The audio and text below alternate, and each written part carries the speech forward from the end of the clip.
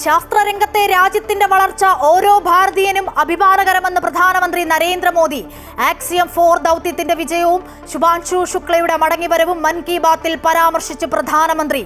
തമിഴ്നാട്ടിൽ 4900 കോടിയുടെ വികസന പദ്ധതികൾക്ക് തുടക്കം കുറിച്ച് നരേന്ദ്രമോദി.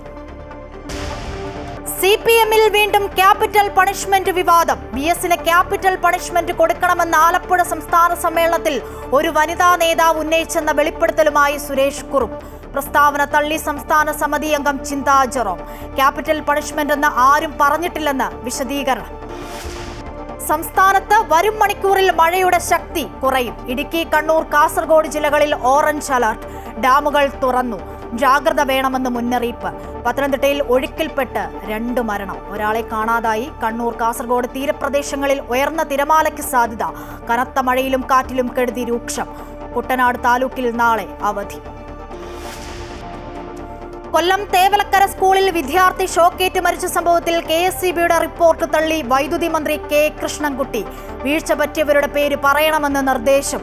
സംസ്ഥാനത്ത് പൊട്ടിവീണ വൈദ്യുത കമ്പിയിൽ നിന്നും ഷോക്കേറ്റ് 2 മരണം. മരിച്ചത് പാലക്കാട് കൊടുമ്പ് സ്വദേശി മാരിമുത്തുവും മലപ്പുറം വേങ്ങര സ്വദേശി അബ്ദുൾ വദൂത്തും.